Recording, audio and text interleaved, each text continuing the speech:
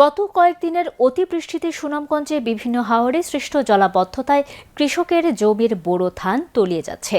জমির ধান পাকার আগেই পানিতে তলিয়ে যাওয়ায় ক্ষতিগ্রস্ত কৃষকেরা দিশেহারা হয়ে পড়েছেন। জলাবদ্ধতায় ফসলের ব্যাপক ক্ষতি হলেও জেলা কৃষি বিভাগের কাছে সেই ক্ষতির কোনো হিসেব নেই। তারা বলেছে, জেলার ৬টি উপজেলায় ৩,০০০ হেক্টর জমি পানিতে নিমজ্জিত হয় তথ্য আছে তাদের কাছে। এই তথ্যকে অবাস্তব বলেছেন হাওর আন্দোলনের নেতারা। তাদের দাবি, জলাবদ্ধতায় জেলা অন্তত ১৫,০০০ হেক্টর জমিতে বোরো ধানের ক্ষতি হয়েছে।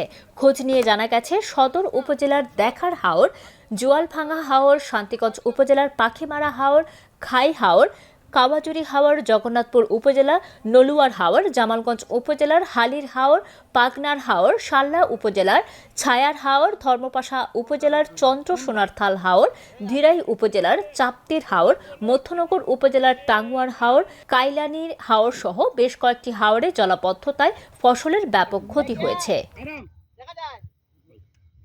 কিন্তু একমাত্র কারণ হলো শান্তিগঞ্জ উপজেলার বেড়িবাঁধ, উত্তরিয়া যে বেড়িবাঁধ, এই বেড়িবাঁধের কারণে আজকে এই কৃষকরা হাজার হাজার হেক্টর জমি পানির নিচে তলিয়ে যাচ্ছে। এখন যদি এই পানিটা যে কোনো মূল্যে নিষ্কাশন করা হতো, তাহলে কৃষকরা এখনো সহায় পেতেন।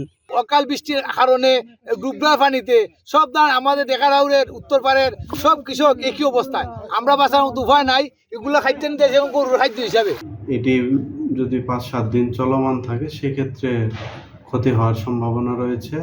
তো এই ব্যাপারে আমরা উপজেলা কৃষি অফিসার এবং মাঠ পর্যায়ে উপসহকারী কৃষি অফিসারদেরকে কৃষকের পাশে থেকে যেন পরামর্শ দেওয়ার জন্য আমরা নির্দেশনা দিয়েছি।